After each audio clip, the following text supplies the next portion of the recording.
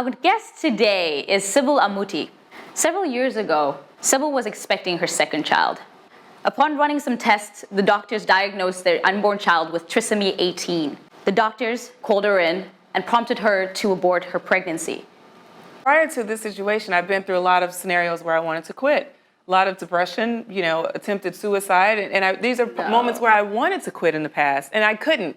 There was provision there. There was grace there that kept me from quitting, and I knew that God was with me. And once I realized that God was with me, I began to understand that there was a certain amount of power in me. If I can overcome all the things that I've been through in my past, I take those stories and I look at the victories that I've had and I plant them in my heart. And I use those as reference material. So when I'm in the midst of a situation and I'm looking for a way to press forward, I have an archive, a history of victory. Different scenarios, different people, different obstacles, jobs, letdowns, and even self-inflicted wounds. And I can say, if I overcame those things before, this is not bigger than me. This is not bigger than God. Lily was diagnosed with trisomy 18. The first moment when you guys heard the words coming out of the doctor's mouth saying, "We encourage you to say goodbye early." Mm-hmm. What was the first thought that came to your mind? So I thought I was going to jump off of the table, punch her in the face. My instinct felt anger. Absolutely, mother's instinct. But there was a piece that came over me and said, wait. She's not responsible for the diagnosis. She's only communicating something. So it's not about her. Focus on Dylan. Focus on this baby that you want to give birth to. And from there, I just told her, no, that's not my story. So by law, she had to send us to a genetics counselor because she wanted us to know what we would be up against, what we were facing, and also know that we were told we have a 1 in 60 chance of giving birth to a healthy child. So wow. It was a big no medically. Right. But faith-wise, I said, well, if we have a 1 in 60, I just need one. I'm not looking for all 60. I just need one. I just need one.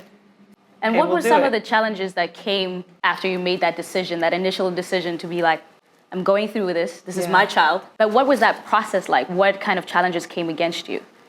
Well, I really felt isolated. Even though I'm in a great marriage, I felt like I had the full responsibility for her. So if she's not healthy, it's my responsibility. So there was a little bit of guilt. And you thought that you were responsible to that extent? Absolutely. That you would fail if she was unhealthy? Yeah, because it's my body. It's my body that's responsible for producing a healthy child. And I'd done it before with Sam. So with this, I said, it's my body. If my body can't do it, I'm responsible.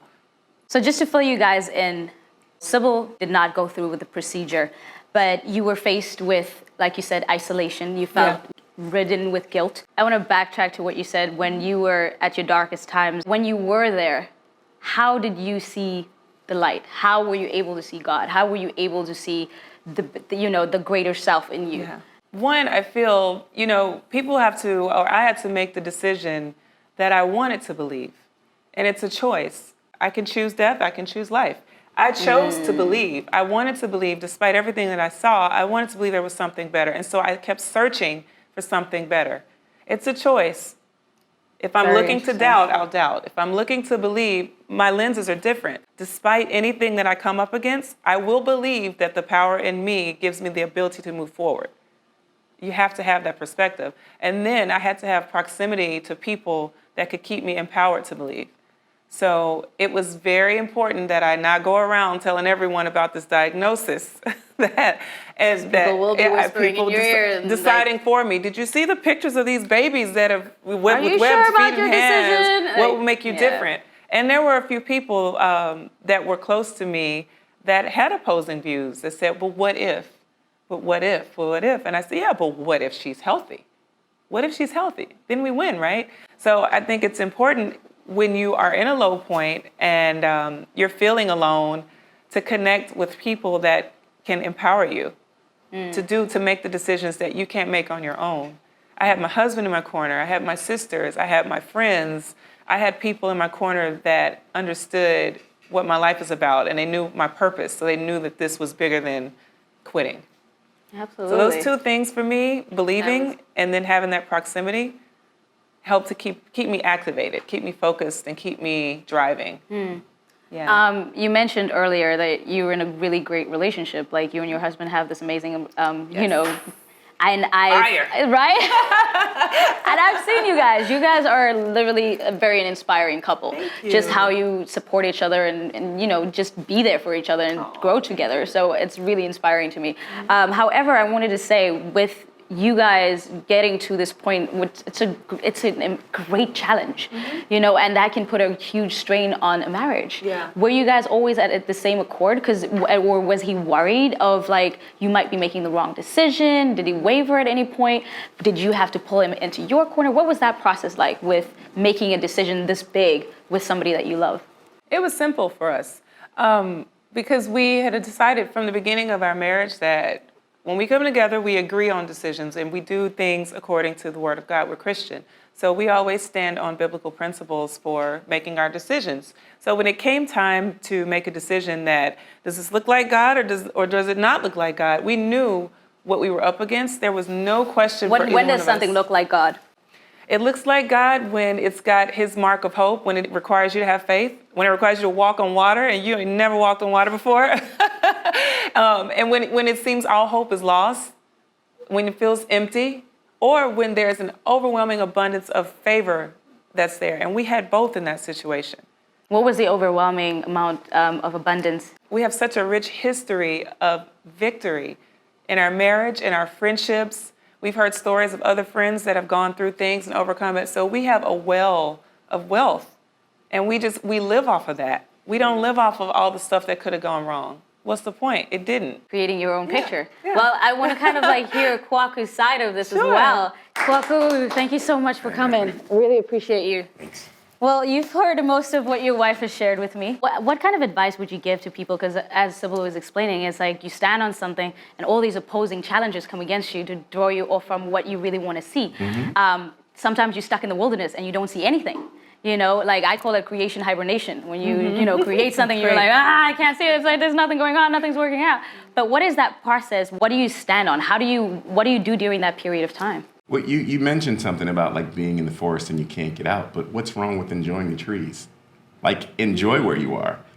Like take the moment and don't count everything that you don't have, because that can seem like a long list. But if you start literally how we practice it is you count the things you do have.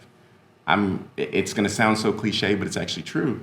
I'm breathing properly, my eyes work, I have a functioning brain, my legs are good. Yeah. By the time you run down that whole list, it pretty really good makes day. that negative list pretty terrible. Wow. Yeah. Because, you know, there's been many people in my life that they saw a so-called wilderness or a dead end as the end. They just didn't understand the wilderness part, the process of creation. And what I really wanted to hit on is like the process of faith. Personally, I believe that people make when they do things like that, it's that there's always something they're comparing their current life against. So literally, it's the life that they're living now doesn't match whatever the blueprint that they created for themselves is. And I think whenever you have a disconnect like that, that's when real problems can occur. But it's not against the law to create a new blueprint. Right. Create something else. Like think, okay, if I'm not where I am career-wise, start taking the steps to think, well, is there another career for me? Am I not in my passion place? Or there's always the ownership part. It's am I doing enough? Am I really going after this thing like I want to? Or am I actually sitting back, which I think a lot of people do? And am I waiting for success to happen to me? Yeah. Kwaku, and I know we've touched and we said we stand and we believe, but was there honestly ever a point without, Sybil is not here, right? Was there ever a point where you literally looked at yourself, you're like, man, but what if? Yes, every day. Wow. Every day. I'm not one of the people who will sit down and say I've never feared anything or I don't get afraid or anything. I mean, sometimes when you wake up and you look at the prospect of life or what's outside the front door, like it's very scary because it's unknown. But a friend of mine actually really put this in my brain. He said, he asked me a question. He said, what if you changed fear into childlike curiosity? What if you did like, and he likened it to those horror movies where these people would hear something out in the woods, and instead of running out like most people do, they go try to find out what that What is. is this? The Yeah. terrible tooth. Exactly. The discovery stage. But it's because they don't have it programmed in their mind that something out there can hurt me. Yeah. They literally said, even if I do get hurt, I can I'm okay. kind of figure it It's out. not the end. Yeah. So literally, every day with Dylan, I got scared. Every single day. There wasn't a After day. her birth, or prior to? Prior to. Prior to. And after. Because obviously After. they tell you guys that, well, She's got a week. everything's She's got not a year. okay. She's got Right. yeah. The first First when week we of life. first brought her home, I almost stood by her crib all night long, just watching. Yeah. Just Yeah. watching. It was an extremely scary time, but at the end of it all, and how we like to believe is it's okay to be afraid of something. It is okay. It's not sinful to be afraid, because then what happens to people is when they get afraid, they don't know what to do, and then they spiral out of control. Yes, I can be afraid of something, but then there's a decision I have to make once that happens. Am I going to keep going forward, or am I going to stop? Right. Those are the two decisions we have. So, and it wasn't some gallant, like I'm a hero type of thing. It's just I made a decision because there was actually more riding on it than just me. So if I got afraid, it was going to definitely affect her, and she's actually the incubation system for this being. So it's like I can't. Talk about the pressure of being a man. Because I'm watching, I'm like, okay, he's cool, I'm cool. He's cool, we're cool. Okay. All right. Yeah. That makes a lot of sense. So I had to go Yeah. be scared in my own place and kind of just. Oh my gosh. Well, we've reached that time of that segment where I want to introduce you to our crew and our lovely We Heart Our Lives team. And we kind of have an open set here, and they get to ask and chime in and kind of like comment on the conversation that we just had. So I want to open the floor. Who? Dre has a question. Okay, I do remember something. So, Sybil, I think you're so dope. I think you're really freaking awesome. Not to throw shade to the hubby, but you know, sitting in, I felt her awesomeness when she was sitting in my makeup chair. But what I wanted to ask you is, you mentioned something about Dylan when you were talking about God chose her to do something really awesome in the world. I don't know what it is yet, but if she had something yet to do, you were in the middle of your to-do.